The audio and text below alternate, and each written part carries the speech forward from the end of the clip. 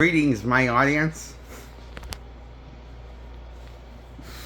I'm reviewing Marvel's one of their first Marvel movies from the 90s, when they started making movies in live action form. In the 90s. 1996 Generation X is called by Marvel comic characters. This is a comic book adaptation with it's basically it's kind of like the thing is, this had a comic book run. This movie is based on a comic book run with the same name called Generation X, which is an X-Men spin-offs in the Marvel mythology.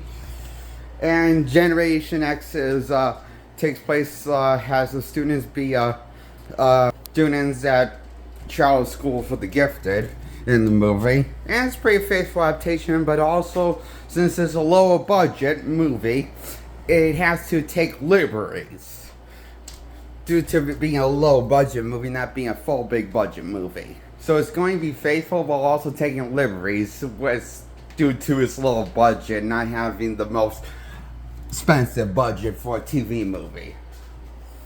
But it makes great execution with what the budget has for the movie. This movie was meant to be a pilot for a TV series that never got picked up yet, because not enough people tuned in to see the movie Generation X from the 90s.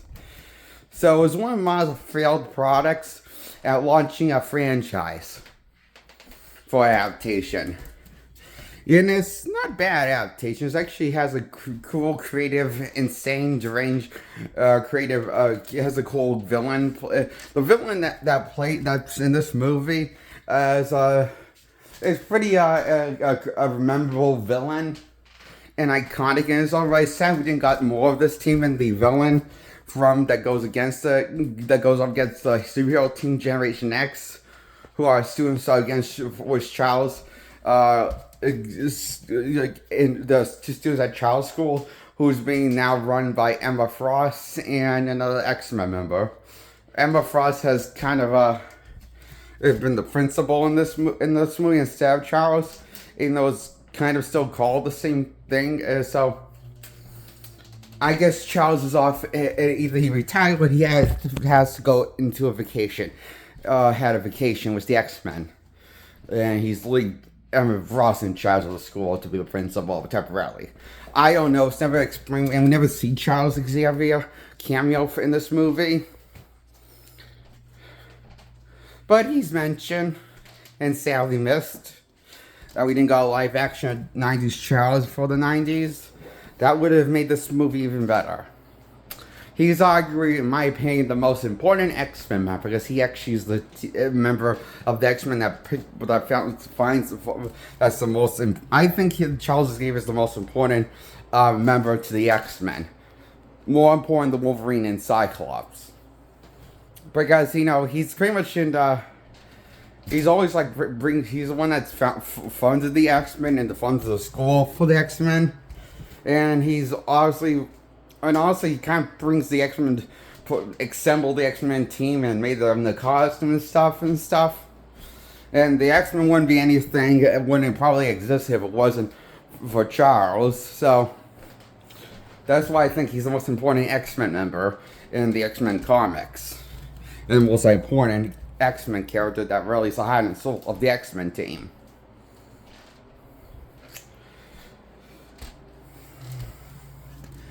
And we got Emma Frost plays X-Men, and we got Emma Frost, and Emma Frost is cool in this. This is actually a better Emma Frost than what we got in First Class or in X-Men Origins of Wolverine Emma Frost portrayal. This is actually the best, most complex, most well-written, most comic accurate adaptation of Emma Frost that we've seen in live action to this day. That even the Fox universe couldn't give us this good of an Emma Frost. I doubt Marvel's reboot will give us a good Emma Frost. If they do bring Emma Frost in, they're going to butcher her. Like lambs to the slaughter with all the X-Men characters. That's what I feel like is going to happen with Marvel's reboot. Millennium. After Fox lost the rights and couldn't make more X-Men movies. And Marvel has now the rights now. This is not going to end well, I think, with the X-Men characters, their adaptation. Their adaptation, I'm worried, is going to be a bit of a butt of a joke. Like the worst thing could do with the X-Men. Imaginable. Since the Morning comics have like kind of was the X-Men have kind of like tainted the brand. I'm worried that Marvel's reboot with the brand name's going to be like Modern X-Men comics, where you make X-Men characters gay when they were never really gay like for example one of the things that modern X-Men characters modern X-Men likes to do is make characters randomly gay when they never were hinted at being gay in the first place, and they always written as a straight person interested in the opposite sex. But because it's new millennium and we need to get new readers interested, let's make Iceman gay. Out of nowhere. Just because it's new millennium, they think that it's going to sell comics more. And they think that instantly makes the character better. Because, it'll lead to comic sales. Because they don't know what they're doing anymore. The writers and creators at Marvel with the comic characters hardly know, most of them don't know what they're doing with the characters anymore. And Marvel doesn't know doesn't know that much what to do with the characters. I honestly believe they have lost the narrative since entering Phase 2. Was Iron Man 3 first movie in the lineup of Marvel's Phase 2? Was Iron Man 3. That was the kiss of death when I could no longer be invested in Marvel's Cinematic Universe. Entering Phase 2 was the kiss of death. The first lineup in Phase 2. For me.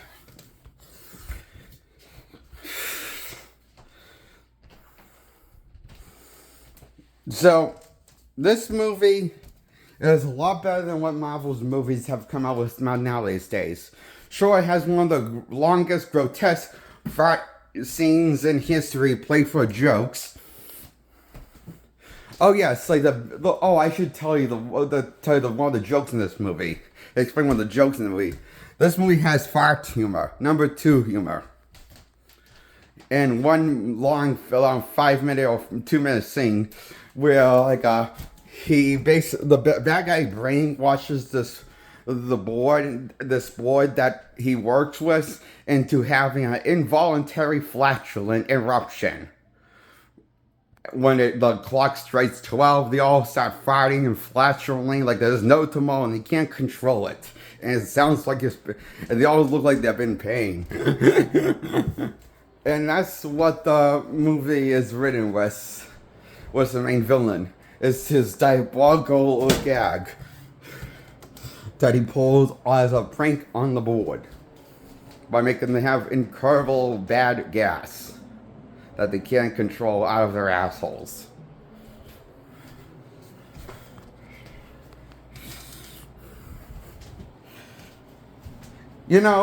I can see where James Gunn gets his humor with the Guardians. This is kind of not far off with what Marvel does with the characters now when it comes to the flatulence. Because think about it, each Guardians movie has a number 2 joke. Actually, or is that no, this the sequels to the Guardians have number 2 jokes. A reference to poop as a joke. And connected back to Drax poop. And it's a joke. Remember, they have 2, every sequel to the Guardians has one poop joke.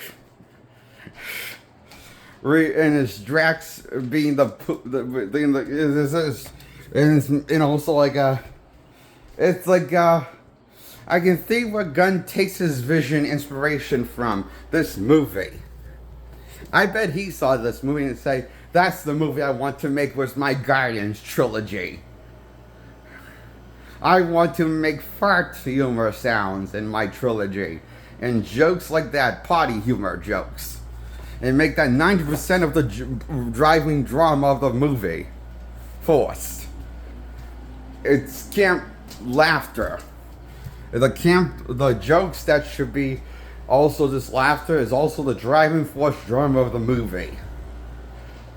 Is what I bet Gunn said to himself. I want to make a movie like Generation X, but as a trilogy with the Guardians of the Galaxy. And I want to make them all idiots. And comedic relief. To the point there's no point into making a comedic relief character when all of them are comedic relief characters, I argue. So that's my review on Generation X and why it is influential to comic book history. I give it 10 points out of 10. It's fun and influential to watch, which the comic book legacy is left on the mark of comic book art. It's left a mark on comic book legacy with adaptations, and a good impersonation leaves on you. It's a classic in my eye. You won't forget it. That's why I guess 10 points out of 10 points. I approve this movie as a 10 out of 10. My final verdict. That's my review on Generation X movie from 1996. The pilot that was supposed to lead off into a series but got canceled after the pilot. Pulled in poor ratings of loyal people tune in, to see this movie. But they were missed out with those who didn't got to see it. The suckers. I can see why this movie might someday make a cult following among fans. This wouldn't surprise me if this made a cult following like Batman and Robin or like Howard the Duck movie. I can see why this would probably make a cult following, and I would be part of that cult following that likes this movie. Is why I give it 10 points out of 10. It's as good as the first of 2012's Avengers movie, which in my opinion is the best Marvel movie to this day that's released in their universe, Sacred Timeline.